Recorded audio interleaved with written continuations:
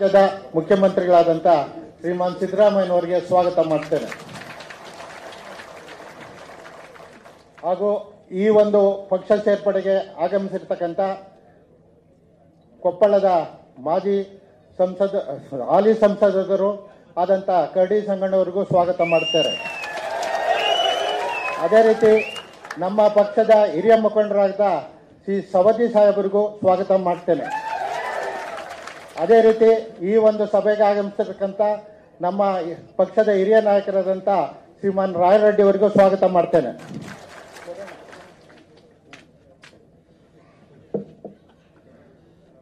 ಹಾಗೂ ಈ ಒಂದು ಸಭೆಗೆ ಆಗಮಿಸತಕ್ಕಂಥ ಹನುಮನಗೌಡರಿಗೂ ಸ್ವಾಗತ ಮಾಡ್ತೇನೆ. ಹಂಪನಗೌಡರಿಗೂ ಹಾಗೂ ಈ ಸಭೆಗೆ ಆಗಮಿಸತಕ್ಕಂಥ BM ನಾಗರಾಜ್ ಅವರಿಗೂ ಸ್ವಾಗತ ಮಾಡ್ತೇನೆ. ಹಾಗೂ ಈ ಸಭೆಗೆ ಆಗಮಿಸಿರ್ತಕ್ಕಂಥ ಮಾಳಗಿ XMLA ಅವರಿಗೂ ಸ್ವಾಗತ ಮಾಡ್ತೇನೆ. ಈ ಸಭೆಗೆ ಆಗಮಿಸಿರ್ತಕ್ಕಂಥ ಅಸಂ ಸಾಹೇಬರಿಗೂ ಸ್ವಾಗತ ಮಾಡ್ತೇನೆ. ಹಾಗೂ ಬಸವನಗೌಡರಿಗೂ ಸ್ವಾಗತ ಮಾಡ್ತೇನೆ. ಈ ಒಂದು ಸಭೆಗೆ ಆಗಮಿಸಿದಂಥ ಜಿಲ್ಲಾಧ್ಯಕ್ಷರಾದ ಅಮರೇಗೌಡ ಬಯಪ್ಪನವರಿಗೂ ಸ್ವಾಗತ ಮಾಡ್ತೇನೆ. ಮಾಜಿ ಮಂತ್ರಿಗಳು ಹಾಲಿ ಮಂತ್ರಿಗಳಾದಂಥ ಶ್ರೀಮಾನ್ ಸಂಗಡೆ ಅವರಿಗೂ ನಮ್ಮ ಸ್ವಾಗತ ಮಾಡ್ತೇನೆ. ಹಾಗೂ ಈ ಸಭೆಗೆ ಆಗಮಿಸಿದಂಥ ಎಲ್ಲ ಕೊಪ್ಪಳದ ಮತ್ತು ಎಲ್ಲ ಸೇರ್ಪಡೆಗೆ ಆಗಮಿಸಿದಂಥ ಎಲ್ಲ ಹಿರಿಯರಿಗೂ ಸ್ವಾಗತ ಮಾಡಿ ಈ ಒಂದು ಸಮಾರಂಭವನ್ನು ಮಾನ್ಯ ಅಧ್ಯಕ್ಷರು ನಡೆಸಿಕೊಡ್ಬೇಕಾಗಿ ಕೇಳ್ಕೊಳ್ತಾ ಇದ್ದೇನೆ.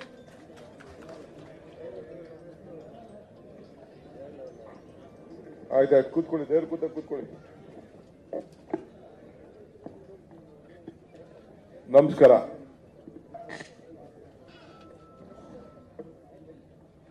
ರಾಜ್ಯದ ಮುಖ್ಯಮಂತ್ರಿಗಳಂತ ಸಿದ್ದರಾಮಯ್ಯ ಸಾಹೇಬ್ರೆ, ವೇದಿಕೆಯಲ್ಲಿರುವಂತ ನಮ್ಮ ಹಿರಿಯ ಮುಖಂಡರಂತ ಲಕ್ಷ್ಮಣ್ ಸವದಿ ಅವರು, ಹಂಪನಗೌಡ ಬಾದಲಿ ಅವರು, ರಾಘವೇಂದ್ರ ಇತ್ನಾಳ್ ಅವರು, ಬಸವನಗೌಡ ತೇದ್ದಾಳ್ ಅವರು, ನಮ್ಮ ಫೈನಾನ್ಷಿಯಲ್ ಅಡ್ವೈಸರ್ ರಾಯರೆಡ್ಡಿ ಅವರು, ಮಂತ್ರಿಗಳಂತ ಶಿವರಾಜ್ ತಂಗಡಿ ಅವರು, ಅಮರೇಗೌಡ ಬಯ್ಯಾಪುರ್ ಅವರು, ಮಾಳ್ಗೆ ಅವರು, ಕೃಷ್ಣಮೂರ್ತಿ ಅವರು, ದಾಸರಳ್ಳಿ, ಆರ್ ಆರ್ ನಗರ ಕೃಷ್ಣಮೂರ್ತಿ ಅವರು, ಎರಡು ಕುರ್ಮಿಕ್ಸ್, ಪುಟ್ಟಸ್ವಾಮಿ ಅವರು, ನಮ್ಮ ಅರ್ಕಲಗೂಡಿನ ಪುಟ್ಟಸ್ವಾಮಿ ಅವರು, ಇನ್ನ ಬಹಳ ಜನ ಎಲ್ಲ ಮುಖಂಡಗಳೆಲ್ಲ ಕರಡಿ ಸಂಗಣ್ಣವರ ಜೊತೆಯಲ್ಲಿ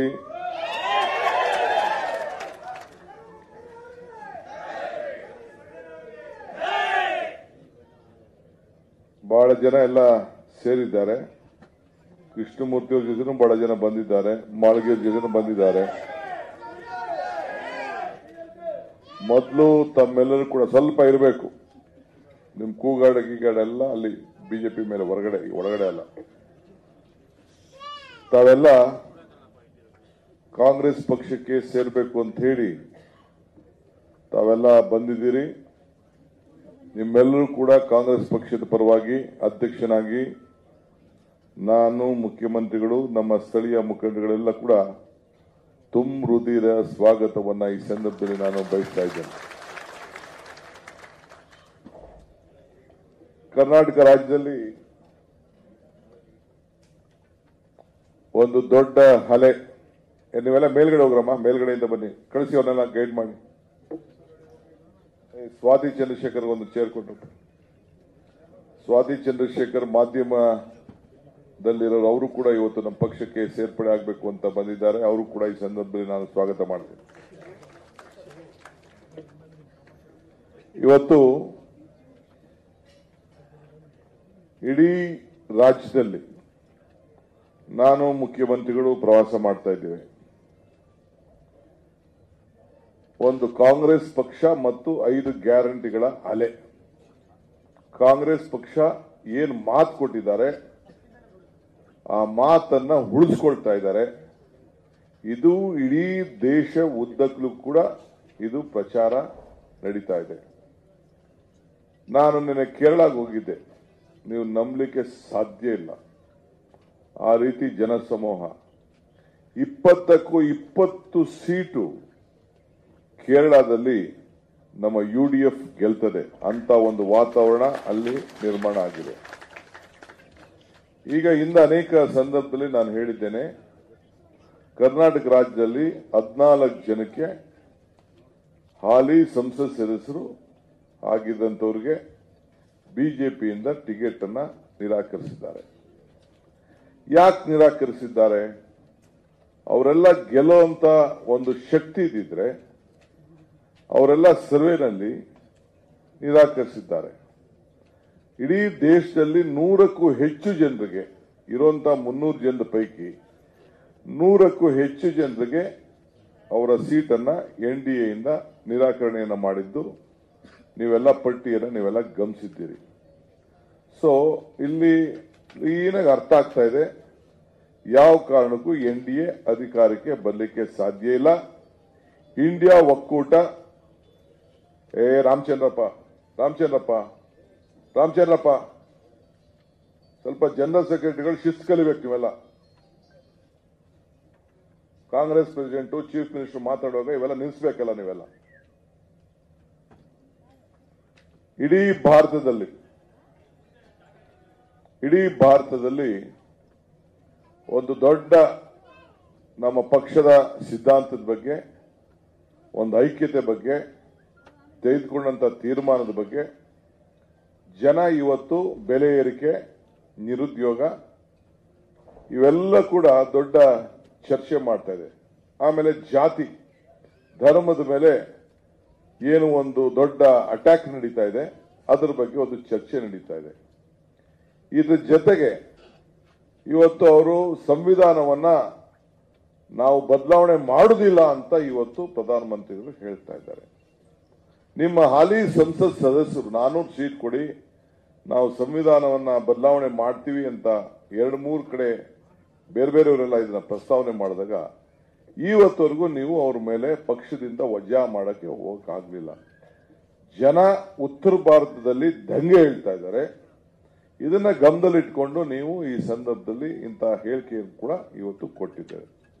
ಈಗ ನಾವೇನು ಗ್ಯಾರಂಟಿ ಕೊಟ್ಟೋ ಆ ಗ್ಯಾರಂಟಿಯನ್ನ ತೆಲಂಗಾಣದಲ್ಲಿ ಮತ್ತು ಕರ್ನಾಟಕದಲ್ಲಿ ನಾವು ಯಾವಾಗ ಅನುಷ್ಠಾನಕ್ಕೆ ತಂದ್ಬಿಟ್ಟು ಜನರ ಬದುಕಿನಲ್ಲಿ ಬದಲಾವಣೆ ಆಯಿತೋ ಅದಾದ ಮೇಲೆ ನೀವು ಟೀಕೆ ಮಾಡ್ತಿದ್ದಂತ ಪ್ರಧಾನಮಂತ್ರಿಗಳು ಮೋದಿ ಗ್ಯಾರಂಟಿ ಅಂತೇಳಿ ಇವತ್ತು ನೀವು ಕೂಡ ಅಡ್ವರ್ಟೈಸ್ಮೆಂಟ್ ಕೊಟ್ಟು ಮೋದಿ ಗ್ಯಾರಂಟಿ ಅಂತ ಕೊಡ್ತಾ ಇದೀವಿ.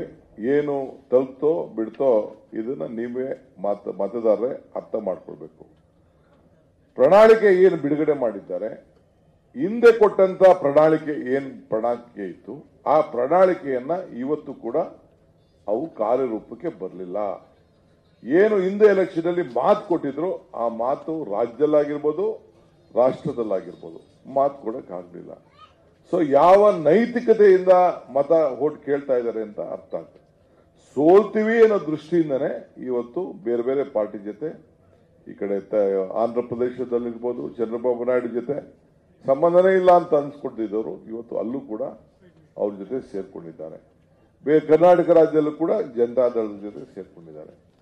ಇವತ್ತು ಬಹಳ ವಿಶೇಷವಾದಂತ ಹೇಳಿಕೆಯನ್ನು ನಾನು ಮಾಧ್ಯಮದಲ್ಲಿ ನೋಡಿದೆ. ಯಾರ ಹತ್ರ? ಬಿಜೆಪಿ ಅಧ್ಯಕ್ಷರು ಈ ನಮ್ಮ ಗ್ಯಾರಂಟಿ ಮುಂದುವರಿದಿಲ್ಲ ಅಂತ ಹೇಳಿದ್ದಾರೆ. ನಿಜ ತಾನೆ?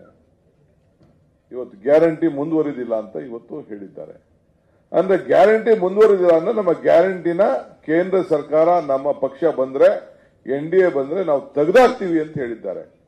ನಾನು ಬಿಜೆಪಿಯ ನಾಯಕರುಗಳು ಹೇಳಲಿಕ್ಕೆ ನಾನು ಬಯಸ್ತಾ ಇದ್ದೇನೆ, ಯಡಿಯೂರಪ್ಪನವ್ರಿಗೆ ಹೇಳಲಿಕ್ಕೆ ಬಯಸ್ತಾ ಇದ್ದೇನೆ, ವಿಜೇಂದ್ರಿಗೆ ಹೇಳಲಿಕ್ಕೆ ಬಯಸ್ತಾ ಇದ್ದೇನೆ, ಅಶೋಕ್ಗೆ ಹೇಳಲಿಕ್ಕೆ ಬಯಸ್ತಾ ಇದ್ದೇನೆ, ಕುಮಾರಸ್ವಾಮಿಗೆ ಹೇಳಲಿಕ್ಕೆ ಬಯಸ್ತಾ ಇದ್ದೇನೆ.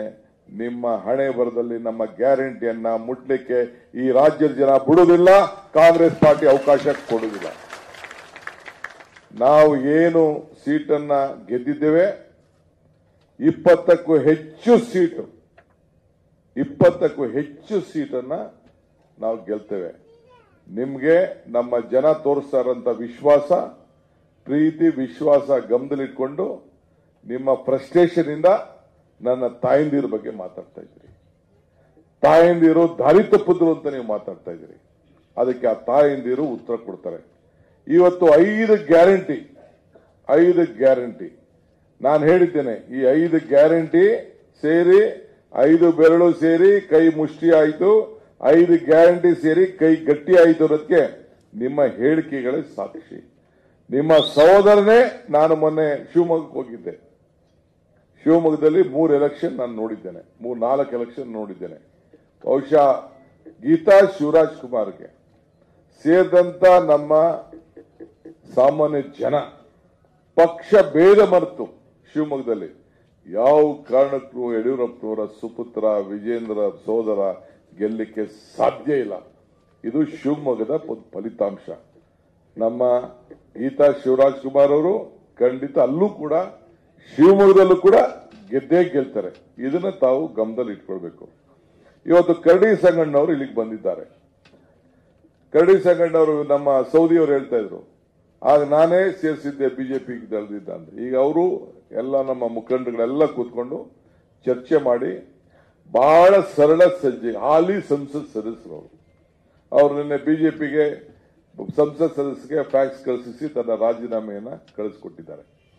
ಹಾಲಿ ಸಂಸತ್ ಸದಸ್ಯರು ಬಿಜೆಪಿನ ಇಷ್ಟು ಅಬ್ಬರ ಮಾಡ್ತಾ ಇರುವಂತ ಸಂದರ್ಭದಲ್ಲಿ ಬಿಜೆಪಿನ ತೊರೆದು ಕಾಂಗ್ರೆಸ್ ಪಕ್ಷಕ್ಕೆ ಸೇರ್ತಾ ಇದ್ದಾರೆ ಅಂತಂದ್ರೆ ನಮ್ಮ ನೀತಿ, ನಮ್ಮ ಸಿದ್ಧಾಂತ, ನಮ್ಮ ಕಾರ್ಯಕ್ರಮ ಬಿಜೆಪಿನ ಈ ರಾಜ್ಯದಲ್ಲಿ ತೊಳಿತದೆ. ನಾವು ಯಾವ ರೀತಿ ಬೆಳಗಾಂನಲ್ಲಿ ಗಾಂಧಿ ಬಾವಿಯಿಂದ ನೀರು ಹಾಕ್ಬಿಟ್ಟು ಪರ್ಕೆಯಲ್ಲಿ ಗುಡಿಸ್ದೋ ಅದೇ ರೀತಿ ರಾಜ್ಯದ ಜನತೆ ಬಿಜೆಪಿಯನ್ನ ಕರ್ನಾಟಕ ರಾಜ್ಯದಲ್ಲಿ ಗುಡಿಸ್ತಾರೆ ಅನ್ನೋದಕ್ಕೆ ಇಂಥ ಮುಖಂಡಗಳೇ ಸಾಕ್ಷಿ. ಅವರ ಜೊತೆಯಲ್ಲಿ ತಾಲೂಕ್ ಬೋರ್ಡ್ನ ಮೆಂಬರ್ ಆಗಿ ಕೆಲಸ ಮಾಡಿರೋರು, PLD ಬ್ಯಾಂಕ್ನಲ್ಲಿ ಕೆಲಸ ಮಾಡಿರೋರು, ಬೇರೆ ಬೇರೆ ಎಲ್ಲ ಮುಖಂಡಗಳು, ಸ್ಥಳೀಯ ಮುಖಂಡಗಳು ಕೂಡ ಎಲ್ಲ ಬಂದಿದ್ದಾರೆ. ಇವರು ಕೂಡ ಹಿಂದೆ PLD ಬ್ಯಾಂಕ್ ಅಧ್ಯಕ್ಷರಾಗಿ MLA ಕೊಪ್ಪಳದಿಂದ ಇಂಡಿಪೆಂಡೆಂಟ್ ಆಗಿ ಇದ್ಕೊಂಡು JDU-ನಿಂದ 99ರಲ್ಲಿ ನಾವು ಬೈ ಎಲೆಕ್ಷನ್ಗೆಲ್ಲ ನಾವೆಲ್ಲ ಹೋಗಿದ್ದು. ಅವ್ರ ಎಲೆಕ್ಷನ್ ಬೈ ಎಲೆಕ್ಷನ್ ಎಲ್ಲ ಹೋಗಿದ್ದು. ಬಿಜೆಪಿಲಿ ಸೇರ್ಕೊಂಡು ಬೈ ಎಲೆಕ್ಷನ್ ಅಲ್ಲಿ ಅವ್ರು ಗೆದ್ದಿದ್ರು. ತಿರ್ಗಾ ಕೊಪ್ಪಳ 2 ಬಾರಿ 14 ಪ್ಲಸ್ 19ರಲ್ಲಿ ಅವರು ಸಂಸತ್ಗೆ ಸದಸ್ಯರಾಗಿ ದೊಡ್ಡ ಮೊತ್ತದಿಂದ ಆಯ್ಕೆಯಾಗಿದ್ದರು. ಬರೀ ಶುದ್ಧವಾದಂತ ಸರಳತೆಯ ಆಡಳಿತವನ್ನು ಮಾಡಿದಂತ ಇಡೀ ನಮ್ಮ 2 ಜಿಲ್ಲೆ ಆ ಭಾಗದಲ್ಲಿ ಒಳ್ಳೆ ಸಂಪರ್ಕವನ್ನು ಇಟ್ಕೊಂಡು ಬಹಳ ದೊಡ್ಡ ಅನ್ಯಾಯಗಳನ್ನ ಇಟ್ಕೊಂಡು ಬಂದಿದ್ದರು. ಅದಕ್ಕೆ ಇಡೀ ನಮ್ಮ ಜಿಲ್ಲೆಯವರು ಅವರು ಮುಂದೆ ಬರಲಿಲ್ಲ ಅಂದ್ರೂ ನಮ್ಮವರೆಲ್ಲ ಮಾತಾಡಿ ಅವ್ರಿಗೆ ಹೇಳಿ ಮನವರಿಕೆ ಮಾಡಿ ನಿಮ್ಮಿಂದ ಒಂದು ಪಕ್ಷಕ್ಕೆ ದೊಡ್ಡ ಶಕ್ತಿ ಬರ್ತದೆ, ನೀವು ಬರಬೇಕು ಅಂತೇಳಿ ಅದಕ್ಕೆ ಎಲ್ಲ ಜಿಲ್ಲೆಯ ನಾಯಕರುಗಳು ಕೂಡ 2 ಜಿಲ್ಲೆ ನಾಯಕರುಗಳು ಬಂದು ಇವತ್ತು ಅವ್ರಿಗೆ ತುಂಬ ಹೃದಯದಿಂದ ಅವ್ರಿಗೆ ಸ್ವಾಗತವನ್ನು ಮಾಡಲಿಕ್ಕೆ ಬಂದಿದ್ದಾರೆ. ಅವರಿಗೆ ನಾನು ಪಕ್ಷದ ಪರವಾಗಿ ನಾನು ಅವರಿಗೆ ಸ್ವಾಗತ ಮಾಡ್ತೇನೆ. ಇದಲ್ಲದೆ ಅರಕಲಗೂಡಿಂದ ನಮ್ಮಲ್ಲೇ ಕೆಲಸ ಮಾಡ್ತಿದ್ದಂತ ಪುಟ್ಟಸ್ವಾಮಿಯವರು ಅವರು ಕೂಡ ಕಾಂಗ್ರೆಸ್ ಪಕ್ಷಕ್ಕೆ ಸೇರ್ಬೇಕು ಅಂತ ಬಹಳ ದಿನದಿಂದ ಪ್ರಯತ್ನ ಮಾಡ್ತಾ ಇದ್ರು. ಈಗ ಅವ್ರನ್ನೂ ಕೂಡ ನಾನು ಕಾಂಗ್ರೆಸ್ ಪಕ್ಷಕ್ಕೆ ಸೇರ್ಪಡೆ ಮಾಡ್ತಾ ಇದ್ದೇನೆ. ಮತ್ತು ರಾಜಾಜಿನಗರ ಕ್ಷೇತ್ರದಿಂದ ಸ್ಪರ್ಧೆ ಮಾಡಿ ನಮ್ಮ ದಾಸರಳ್ಳಿಲೂ ಸ್ಪರ್ಧೆ ಮಾಡಿ ಈಗ ನಮ್ಗೆ ತುಮಕೂರಿಗೂ ಬಹಳ ಬೆಂಬಲವಾಗಿ ನಿಂತ್ಕೊಳ್ಳಿಕ್ಕೆ ನಮ್ಮ ಕೃಷ್ಣಮೂರ್ತಿ ಅವರು ನಮ್ಮನ್ನು ಬಿಟ್ಟು ಹೋಗಿದ್ರು. ಅವರು ಕೂಡ ಬಂದಿದ್ದಾರೆ. ಅವರು ಕೂಡ ಈ ಸಂದರ್ಭದಲ್ಲಿ ನಾನು ಸ್ವಾಗತ ಮಾಡ್ತೇನೆ. ಮತ್ತು 3 ಬಾರಿ ಶಾಸಕರಾಗಿ ಕೆಲಸ ಮಾಡಿದಂತ SC ಮಾಳ್ಗೆಯವರು, ಶಿವಪುತ್ರ ಮಾಳ್ಗೆಯವರು ಬೆಳಗಾಂ ಗ್ರಾಮಾಂತರದವರು. ನಾನು ಅವ್ರ ಮನೆಗೆ ಮೊನ್ನೆ ಬೆಳಗಾಂ ಹೋಗಬೇಕಾಗಿತ್ತು, ನನಗೆ ಟೈಮ್ ಸಿಕ್ಕಿರಲಿಲ್ಲ. ಅದು ನಾನು ಶಿವಮೊಗ್ಗಕ್ಕೆ ಅರ್ಜೆಂಟ್ ನಾಮಿನೇಷನ್ ಫೈಲ್ ಮಾಡೋಕ್ಕಿಂತ ಮುಂಚಿತವಾಗಿ ಅಲ್ಲಿಗೆ ಹೋಗಬೇಕಾಯ್ತು. ಅಲ್ಲೂ ಬಹಳ ದೊಡ್ಡ ಸಭೆ ಶಿವಮೊಗ್ಗದಲ್ಲಿ ಮತ್ತು ಬೆಳಗಾಂನಲ್ಲಿ. ಬಹುಶಃ ನನ್ನ ರಾಜಕೀಯದ ಅನುಭವದಲ್ಲಿ 2 ಅಂತ ದೊಡ್ಡ ನಾಮಪತ್ರ ಸಭೆಗಳನ್ನ ನಾನು ನೋಡಿರಲಿಲ್ಲ. ಇವತ್ತು ಅವರು ಕೂಡ ಇವತ್ತು ನಮ್ಮ ಪಕ್ಷಕ್ಕೆ ಸೇರ್ಪಡೆ ಆಗಲಿಕ್ಕೆ ಬಂದಿದ್ದಾರೆ. ಅವರು ಕೂಡ ನಾನು ಈಗಾಗಲೇ ಸ್ವಾಗತ ಮಾಡ್ತೇನೆ. ಇದಲ್ಲದೆ ನಮ್ಮ ಪತ್ರಕರ್ತೆಯಾಗಿ ಕೆಲಸ ಮಾಡಿದಂತ ಸ್ವಾತಿ ಚಂದ್ರಶೇಖರ್ ಅವರು ಬಂದಿದ್ದಾರೆ. ಅವರು ಕೂಡ ನನ್ನ ಹತ್ರ ಮಾತಾಡಿದ್ರು. ನಿಮ್ಮ ಪಕ್ಷದ ಸಿದ್ಧಾಂತಕ್ಕೆ ನಾನು ಒಪ್ಪಿ ನಿಮ್ಮ ಜೊತೆ ನಾನು ಇರ್ತೇನೆ ಅನ್ನೋ ಮಾತನ್ನ ಕೂಡ ಅವರು ಹೇಳಿದ್ರು. ಸೊ ಅವರು ಕೂಡ ನಾನು ಪಕ್ಷದ ಪರವಾಗಿ ಈ ಸಂದರ್ಭದಲ್ಲಿ ನಾನು ಸ್ವಾಗತ ಮಾಡ್ತೇನೆ. ನಾವು ಜಾಸ್ತಿ ಹೊತ್ತು ಈ ಕಾರ್ಯಕ್ರಮನ ನಡೆಸಲಿಕ್ಕೆ ಆಗುದಿಲ್ಲ, ಏಕೆಂದ್ರೆ ನಾನು ಮುಖ್ಯಮಂತ್ರಿಗಳು ಇಬ್ಬರು ಕೂಡಲೇ ನಾವು ಬೆಳಗಾಂ ಇದಕ್ಕೆ ಮಂಡ್ಯಗೆ ಹೋಗಬೇಕಾಗಿದೆ. ರಾಹುಲ್ ಗಾಂಧಿ ಅವರು ಕೋಲಾರ್ಗೆ ಮತ್ತು ಮಂಡ್ಯಗೆ ಬರಬೇಕಾಗ್ತದೆ, ಬರ್ತಾ ಇದ್ದಾರೆ. ಅವ್ರಿಗೆ ನಾವು ಸ್ವಾಗತ ಮಾಡಬೇಕಾಗ್ತದೆ. ಜೊತೆಗೆ ನಾವು ಅವ್ರ ಜೊತೆ ಪ್ರಯಾಣ ಕೂಡ ನಾವು ಮಾಡಬೇಕಾಗ್ತದೆ. ಆದ್ರಿಂದ ಜಾಸ್ತಿ ಬರೀ ಈ ನಾನು ನಮ್ಮ MP ಅವ್ರಿಗೆ ಮಾತ್ರ ಮಾತಾಡ್ಲಿಕ್ಕೆ ಅವಕಾಶ ಕೊಟ್ಟು ಮುಖ್ಯಮಂತ್ರಿಗಳು ಒಂದು 2 ನಿಮಿಷ ಮಾತಾಡ್ತಾರೆ. ನನಗೊಂದು ಪ್ರೆಸ್ ಕ್ಲಬ್ ಅಲ್ಲಿ ನಾನು ಟೈಮ್ ಕೊಟ್ಬಿಟ್ಟಿದೆ. ಮಧ್ಯರಾತ್ರಿ ನಾನು ಕೇರಳದಿಂದ ಬರಲಾಗಿ ಸ್ವಲ್ಪ ಲೇಟ್ ಆಯ್ತು, ಒಂದು 15 ನಿಮಿಷ ಲೇಟ್ ಆಯ್ತು, ಕ್ಷಮಿಸಬೇಕು. ನೀವ್ಯಾರು ಬಂದಿದ್ದೀರಿ, ನಿಮ್ನ ಹೊಸಬರು ಅಳುಬರು ಅನ್ನೋದಲ್ಲದೆ ಒಟ್ಟಿಗೆ ತೆಗೆದುಕೊಂಡು ಹೋಗುವಂತ ಕೆಲಸವನ್ನ ನಾವು ಮಾಡ್ತೇವೆ. ನಿಮಗೆ ಮತ್ತೊಮ್ಮೆ ಕಾಂಗ್ರೆಸ್ ಪಕ್ಷದ ಅಧ್ಯಕ್ಷರಾಗಿ ನಾನು ತುಂಬ ಹೃದಯದಿಂದ ನಾನು ಸ್ವಾಗತ ಮಾಡ್ತೇನೆ. ಈಗ ಕರಡಿ ಸಂಗಣ್ಣವರು ತಮ್ಮನ್ನು ಉದ್ದೇಶಿಸಿ ಮಾತಾಡ್ತಾರೆ. ಸಂಗಣ್ಣವರೇ, ನೀವು ಸ್ಟೇಜ್ ಮೇಲೆ ಇರೋರು ಯಾರ ಹೆಸರು ತಗೊಳ್ಳೋದು ಬೇಡ, ಮುಖ್ಯಮಂತ್ರಿದೊಂದು ಹೆಸರು ತಗೊಂಡ್ರು ಸಾಕು, ಪಕ್ಷದ ಅಧ್ಯಕ್ಷರು ತಗೊಂಡ್ರು ಸಾಕು. ಮಿಕ್ಕಿದೆಲ್ಲ ನಿಮ್ಮ ಫ್ರೆಂಡ್ಸು, ದಯವಿಟ್ಟು ಜಲ್ದಿ ಮಾತಾಡಿ, ಆಮೇಲೆ ಮಿಕ್ಕಿದ್ದು ಮುಖ್ಯಮಂತ್ರಿಗಳು ಮಾತಾಡ್ತಾರೆ.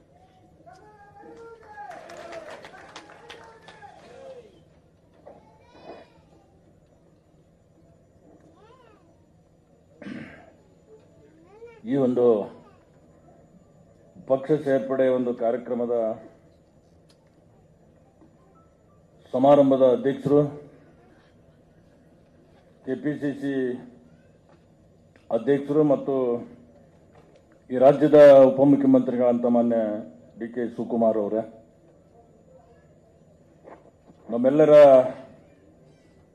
ನೆಚ್ಚಿನ ನಾಯಕರು, ಕರ್ನಾಟಕ ರಾಜ್ಯದ ಜನಪರ ಆಡಳಿತವನ್ನು ಕೊಡ್ತಕ್ಕಂಥ ಮುಖ್ಯಮಂತ್ರಿಗಳಾದಂಥ ಮಾನ್ಯ ಸಿದ್ದರಾಮಯ್ಯ ಸಾಹೇಬರವರ,